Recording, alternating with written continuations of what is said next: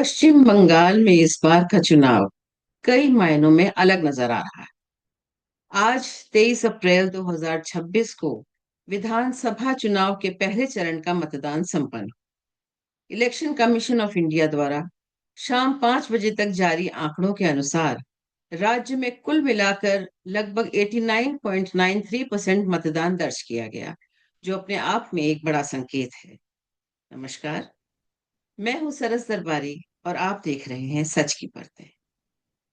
अगर जिलों की बात करें तो दक्षिण दिनाजपुर में सबसे अधिक 93.12% मतदान हुआ।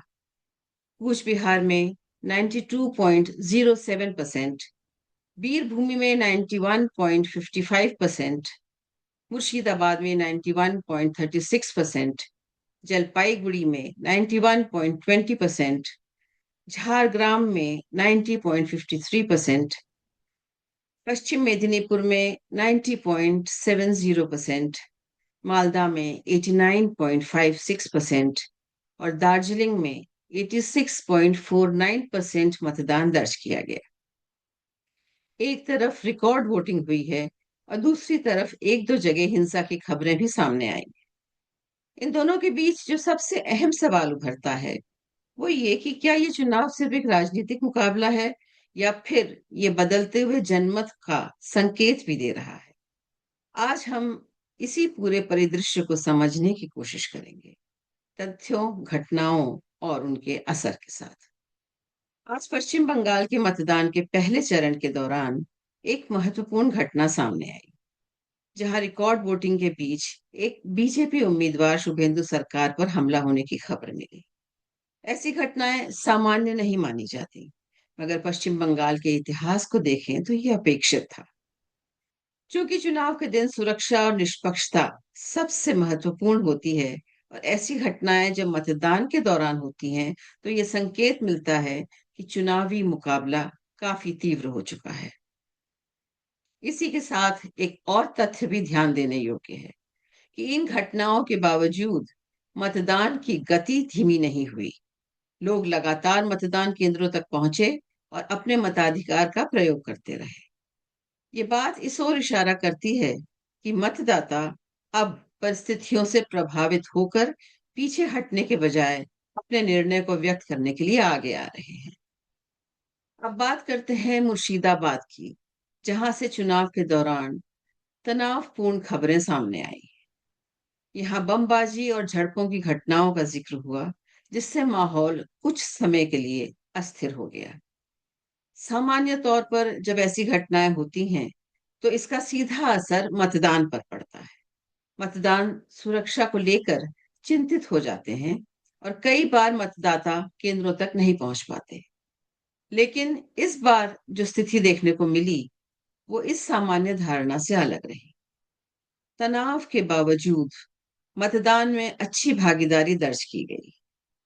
तो ये घटनाक्रम ये संकेत देता है कि मतदान अब डर के प्रभाव से बाहर निकलकर अपने अधिकार को प्राथमिकता दे रहे हैं।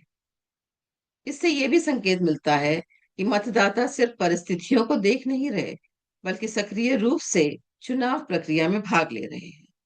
यानी एक ये क्षेत्रीय घटना नहीं, बल्कि एक ब्रॉडर ट्रेंड की ओर इशारा कर सकती है, जहां वोटर बिहेवियर धीरे धीरे बदल रहा है। अब बात करते हैं उस पहलू की जो किसी भी चुनाव का सबसे महत्वपूर्ण हिस्सा होता है, मतदान का पैटर्न। पश्चिम बंगाल में लंबे समय से कुछ निश्चित वोट बैंक और स्थिर राजनीतिक समीकरण देखने को मिलते रहे हैं, लेकिन इस बार संकेत मिल रहे हैं कि इन पैटर्न्स में धीरे धीरे बदलाव आ रहा है। विशेष रूप से साइलेंट वोटर्स, यानी वे मतदाता जो खुलकर अपनी राजनीतिक पसंद व्यक्त नहीं करते, अब सक्रिय होते हुए नजर आ रहे हैं। इस तरह के मतदाता बड़ी संख्या में मतदान करते हैं तो चुनाव परिणामों का अनुमान लगाना कठिन हो जाता है। इसी वजह से इस बार चुनाव को काफी हद तक अनिश्चित भी माना जा रहा है। अब देखते हैं कि पश्चिम बंगाल के राजनीतिक मुकाबले में संरचना और रणनीति क्या है।